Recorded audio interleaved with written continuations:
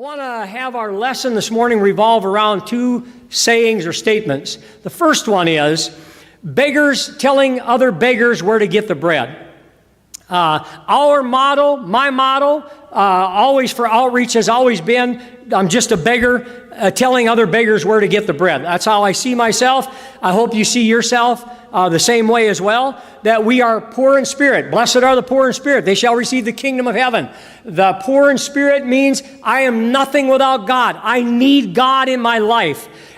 Jesus is the bread of life, and I need Him, and I am low. I am a sinner. I need to be redeemed. And so we are beggars when we go out to others. We're just beggars telling other beggars where to get the bread. We're not better than anybody else.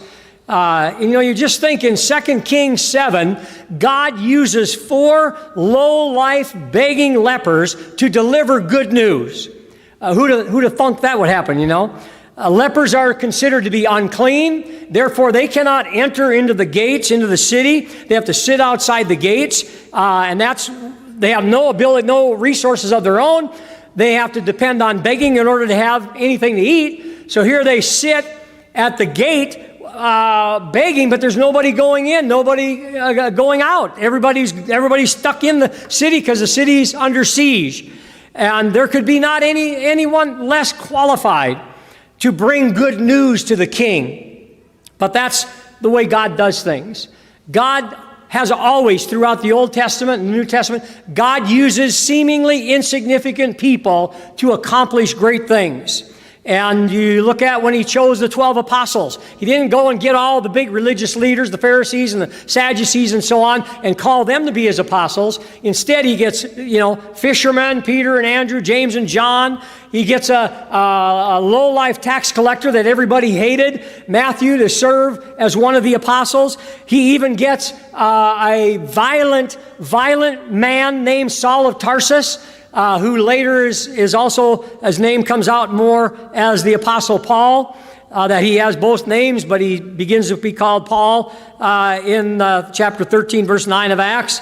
And God will use redeemed sinners like you and me to carry the message to a lost and dying world, and especially in this area of the city, and also people that we know that are family members and so on.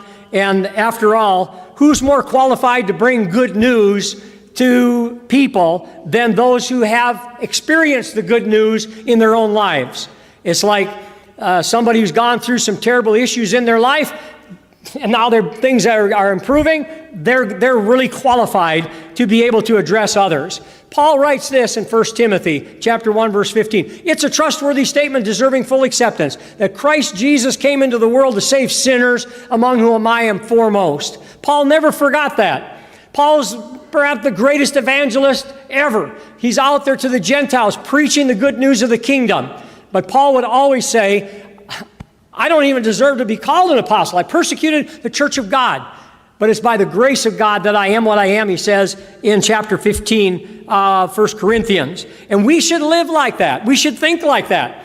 That I'm a sinner who's been redeemed, so I'm just a beggar telling other beggars where to get the bread. I'm not better than anybody else. If that happens, we'll never be attractive. The message will never be attractive unless we identify with the fact that we are sinners who have been redeemed by the blood of the Lamb, and somebody cared enough about us to share the good news of Jesus with us.